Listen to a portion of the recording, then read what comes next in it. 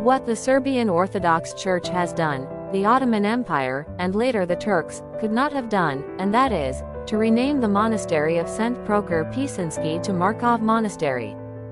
St. Prokhor Pchinski was a holy person. He helped the people in various ways, so this Christian temple was dedicated to him by the people. Who was Marko? Marko from Prilep was an Ottoman vassal, who was exposed by the Ottomans and fought as an Ottoman vassal in the interests of the Ottomans.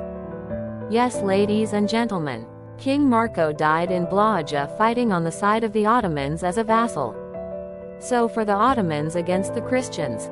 Then Macedonia and the rest of the Macedonian peninsula fell under the Ottoman rule for many centuries. Thanks to such vassals. Sorry to be precise. Servants, traitors. Marko from Prilep was an Ottoman vassal, who was exposed by the Ottomans and fought as an Ottoman vassal in the interests of the Ottomans. Yes, ladies and gentlemen, King Marko died in Blaja fighting on the side of the Ottomans as a vassal. So for the Ottomans against the Christians. Then Macedonia and the rest of the Macedonian peninsula fell under the Ottoman rule for many centuries. Thanks to such vassals. Sorry to be precise. Servants, traitors. The peninsula was renamed Balkan. The Prokhor Pchinski Monastery should be a spiritual, historical and cultural center and the foundation of the common life of the two Orthodox peoples, the Macedonian and the Serbian, and of the two independent Orthodox churches, the Macedonian and the Serbian Church. There should not be a borderline separating the two states of the Republic of Macedonia and Serbia and Montenegro, but on the contrary, free passage of good neighborly friendly peoples and normal state and church communication. Historical documentation, scientific publications, cartography confirm that the monastery of St. Prokhor Pchinski was built in the 11th century, while it was renovated in the 14th century. For the status of the monastery and the property it had, we will go back to the last 20th century and the present.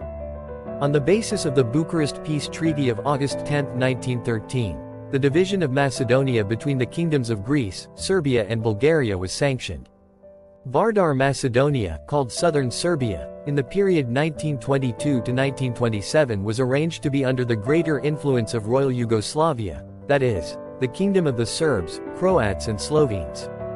Among the properties of the monastery, there is one two-story building in Bujanovic. In Klenica there are 2 shops with 2 departments each, 2 shops with 1 department each, 1 warehouse with 1 department, 1 residential building with a department and a cellar are located in the same place. From real estate, the monastery had 1 house in Kamanovo on Dimcheski Street and 4 ground floor houses in Skopje. There is a deed for the monastery property which was recorded on the 17th of August 1923 in the then court of the municipality of the city of Skopje, of the Kingdom of the Serbs, Croats and Slovenes. Where in this deed the location of the 4 buildings and the rest of the accompanying property, i.e. land, is precisely determined. As is known, on August 2, 1944, in the solemn hall of the monastery of St. Father Prokhor Pchinski, the session of ASNOM was held, with which the Macedonian people renewed their Macedonian state. In an interview of September 7, 2005 in the daily newspaper, Dnevnik, former President Kiro Gligorov testifies, he will say the following. Historically speaking, it is our monastery and there should not be any dispute about that. That is why the first session of ASNOM was held there. When the question was raised where to hold the session, Mihailo Apostolski suggested that it be there because it is our monastery that can be defended very easily. Macedonia, because the true history of Macedonia is being talked about with historical facts, but also current political events, become a thorn in the eyes of all the enemies of the Macedonian state, but also a thorn in the eyes of some political organizations in the Republic of Macedonia. God bless Macedonia.